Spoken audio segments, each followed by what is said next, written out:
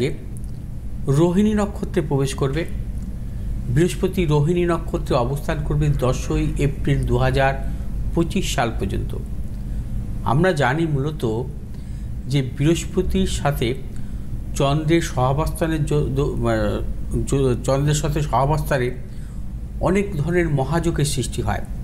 যে মহাযোগগুলো মূলত আমরা দেখি যে বিশেষ করে হংসযোগ, অধিযোগ, জীবযোগ, গজকেশ্বরী যোগ, গজযোগ, নানাবিধ যোগ বৃহস্পতি এবং চন্দ্রের দ্বারা কিন্তু সৃষ্টি হয় একটি রাশিচক্রে।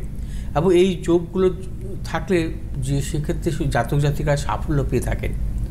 অর্থাৎ বৃহস্পতি চন্দ্রের নক্ষত্রে থাকা সর্বদা শুভ, কারণ 27টি নক্ষত্রের মধ্যে হচ্ছে রোহিণী নক্ষত্র হচ্ছে মূলত হচ্ছে বিশেষ করে বৃহস্পতির অবস্থান সর্বাপেক্ষা শুভ ফল দেয়। আমি এর আগের আলোচনায় বলেছি যে বৃহস্পতি হচ্ছে বৃষ রাশিতে সবল থাকে, আর বৃষ রাশিতে যদি রোহিণী নক্ষত্রে যদি বৃহস্পতি থাকে এবং যদি কখনো কোনো জাতক জাতিকার জন্মছক অনুযায়ী বৃহস্পতির দশা বা চন্দ্রের দশা যদি চলে, সেক্ষেত্রে তারা কিন্তু জীবনে নানা রকম সাফল্য পান, নানা রকম সুভোগ আসে তাদের জীবনে।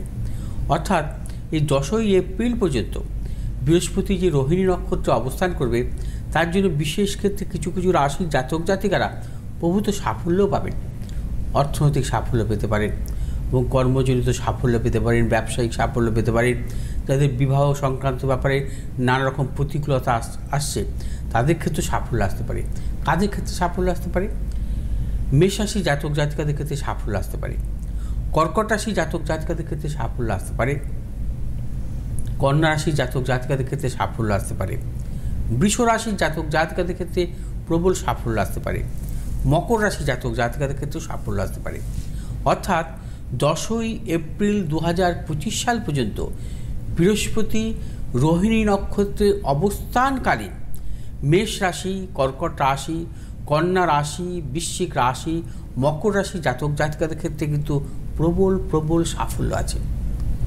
আসবো, কারণ এটা হচ্ছে অনেক বিস্তৃত আলোচনা। আমি আজকে সংক্ষেপে আলোচনাটা করলাম আপনাদের সামনে, যাতে যে রাশি জাতক জাতিকা সাফল্য পেতে পারেন মূলত সেই নিয়ে করলাম। নাহলে এই আলোচনাটা অনেক বিস্তৃত, এই আলোচনা করলে আমার 15 থেকে 20 মিনিট সময় লাগবে।